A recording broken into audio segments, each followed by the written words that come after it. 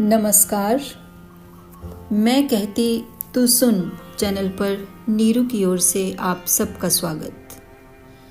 आज की कहानी एक ऐसे रचनाकार द्वारा लिखी गई है जो यूं तो हिंदी जगत में विशेष रूप से एक कवि के रूप में प्रसिद्ध हैं, मगर जिन्होंने अपने अनुभवों को कहानियों के रूप में भी हमारे सामने रखा है।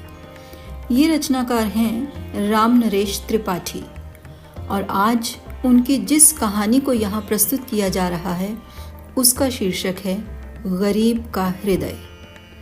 आइए सुनते हैं इंसानियत की खुशबू में डूबी यह कहानी गरीब का हृदय। आजकल के पढ़े लिखे लोग देहात वालों को बिल्कुल गंवार समझते हैं और यदि उनसे घृणा नहीं करते तो उनकी उपेक्षा तो जरूर ही करते हैं।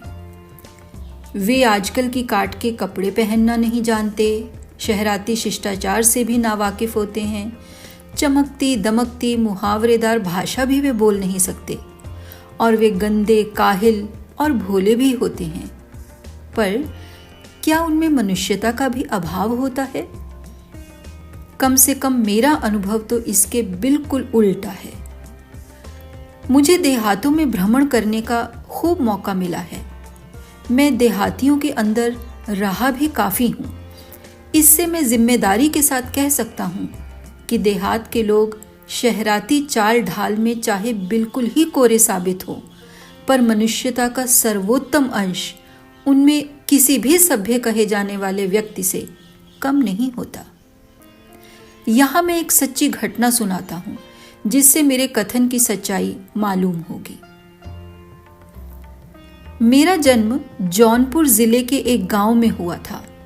देहाती स्कूल की पढ़ाई के बाद मैं शहर में पढ़ने गया और फिर तब से शहर ही का हो रहा। इससे मेरे गांव और उसके आसपास के लोगों से मेरी जान पहचान बहुत कम है। मेरे चचेरे भाई का विवाह था। बारात एक दूसरे गांव में गई थी। मैं भी बारात में था। ब्राह्मणों की बारात में हल्ला गुल्ला और बद इंतजामी का तो कहना ही क्या। थोड़े से लोग जो वर के संबंधी होते हैं उनकी तो कुछ पूछताछ हो जाती है, बाकी दूसरे बारातियों को तो दोपहर का खाना शाम को और शाम का खाना रात के 4 बजे तक मिल जाए तो भगवान की बड़ी कृपा समझनी चाहिए। विवाह के दूसरे दिन दोपहर के 2 बजे होंगे। मैं जनवासे से उठकर किसी काम से बाहर निकला तो एक गरीब को नीम के पेड़ के नीचे उदास मुंह बैठे हुए देखकर मैं उसके पास ठहर गया। मैंने चलते चलते यूं ही अकारण ही पूछ लिया, क्यों जी, सुस्त क्यों बैठे हो? उसने बहुत गिरी हुई आवाज में कहा, सवेरे से अभी तक पानी भी नहीं पिया। मैंने कहा, क्या कुछ खाने को नहीं मिला? उसने कहा, चबेना बंटा था। मेरे पहुंचते पहुंचते वह चुक गया। बांटने वाले महाराज मुझे देने के लिए घर के भीतर गए, फिर लौटे ही नहीं। भूख बहुत लगी है, मुझसे बोला नहीं जाता। मेरे साथ एक नाई गया था। वह मेरी जरूरत के लिए सत्तू, चबेना और गुड़ और रसोई का सामान अलग बांधकर रखे हुए था। मैंने लौटकर नाई को कहा कि वह खाने भर का पूरा सामान उस आदमी को दे दे।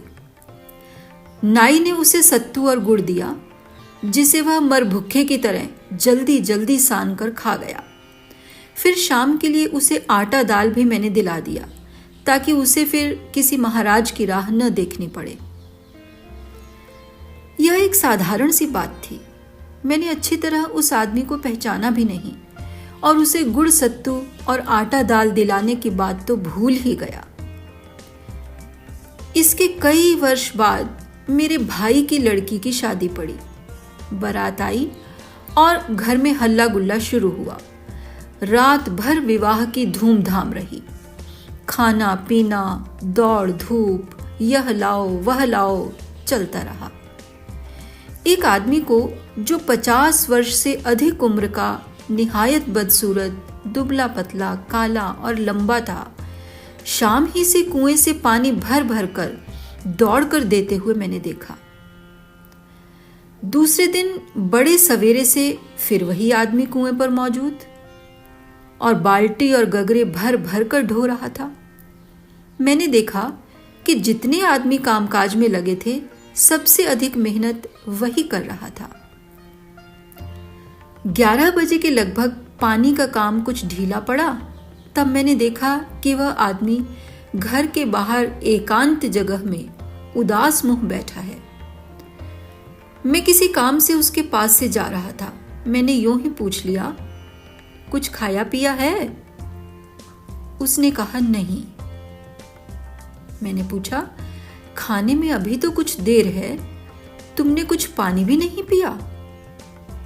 उसने कहा नहीं। मेरी उत्सुकता बढ़ी। मैंने फिर पूछा, रात में खाना खाया था? उसने कहा नहीं। मैंने पूछा, क्यों? सब लोग जब खाने को उठे तो तुम क्यों नहीं उठे? उसने कहा, किसी ने कहा नहीं। मैंने पूछा, तुम कौन हो? किसने तुमको काम में लगाया है? मैंने समझा इसको मेरे घर के किसी आदमी ने कामकाज के लिए बुला लिया है और उसकी लापरवाही से इसे रात में खाना भी नहीं मिला है। उसने कहा, मुझे किसी ने काम में नहीं लगाया, मैं अपनी खुशी से काम कर रहा हूं। अब मेरा कौतूहल और बढ़ा, क्योंकि गांव वालों में अपनी खुशी से काम में हाथ बटाने की आदत कम होती है, और खासकर मजदूर श्रेणी के लोगों में, क्योंकि वे मजदूरी पर बुलाए जाने पर ही आते हैं। मेरे लिए तो यह पहला ही मौका था जब मैंने एक मजदूर जैसे आदमी को बिना बुलाए अपनी खुशी से पराए घर में रात और दिन काम में जुटा हुआ देखा। इससे उसकी ओर मैं और भी आकर्षित हुआ और जांच करने लगा। तुम अपनी खुशी से काम कर रहे हो तो अपनी खुशी से सबके साथ खाने भी क्यों नहीं बैठ गए? उसने कहा, बिना जान पहचान का आदमी समझकर कोई उठा देता तो? मैंने पूछा, सवेरे सबको लाई चने और गुड़ बंटे, तुमने क्यों नहीं लिया? उसने कहा, मुझे किसी ने दिया ही नहीं, संकोच के मारे मैंने मांगा नहीं। गरीब और खाना लेने और मांगने में संकोच? अनहोनी सी बात। मैं जिस काम से जा रहा था उसे तो भूल गया और उसी की उलझन में फंस गया। मैंने पूछा, आखिर तुम हो कौन और अपनी खुशी से काम में क्यों लगे हो? अब उसने खुलासा किया, भैया, आपने कई बरस हुए राम बरन यानी मेरे चचेरे भाई की बारात में जब मैं बहुत भूखा बैठा था तब पूछकर मुझे खाने को दिलाया था। तभी मैंने मन में यह ठान लिया था कि आपके कोई काम पड़ेगा तब मैं उसमें खुशी से आकर काम करूंगा। मैं तो अवाक होकर उस गरीब का मुंह ताकने लगा। इतना बड़ा हृदय इस गरीब के पास है। एक साधारण से उपकार का बदला चुकाने के लिए यह कई वर्षों से मेरे यहां काम पड़ने की राह देख रहा था, और आज सारी रात बिना खाए और दोपहर तक एक घूंट पानी पिए बिना इतने प्रेम से काम में जुटा है। उसका कृतज्ञता से भरा हुआ हृदय कोयले में हीरे की तरह चमकता हुआ दिखाई पड़ने लगा। मैं सोचने लगा, यह धन में गरीब है पर मनुष्यता में हजारों रईसों से महान है। किसी रईस की जी जान से सेवा कीजिए, पर वह खूबियों को तो कम पर त्रुटियों को 1000 बार याद करेगा।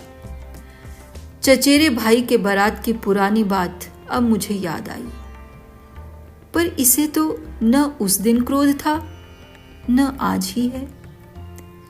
इसकी जितनी उपेक्षा की गई है और उसे इसने जितनी उदारता और लापरवाही से सहन किया है, क्या कोई जमींदार या ताल्लुकेदार भी उसे सह सकता है? मैं अनेक राजा रईसों को जानता हूँ और उस वक्त सब मुझे याद आने लगे, जो किसी की साधारण सी त्रुटि से एक न एक भयंकर परिणाम उत्पन्न कर लेने ही में अपना बड़प्पन समझते हैं। इस गरीब ने तो आज उन सब को जीत लिया। हर्ष से मेरी आंखें भर आईं और मुझे अपनी हिंदू जाति पर गर्व भी अनुभव होने लगा, जिसमें एक गरीब देहाती के पास भी ऐसा अमूल्य हृदय है जो सभ्य कहे जाने वाले समाज में दुर्लभ है। उसका नाम गोमती था और वह जाति का मल्लाह था। धन्यवाद। आशा है आपको यह कहानी पसंद आई होगी। ऐसी ही और कहानियां सुनने के लिए हमारे चैनल को सब्सक्राइब करना न भूलें। नमस्कार।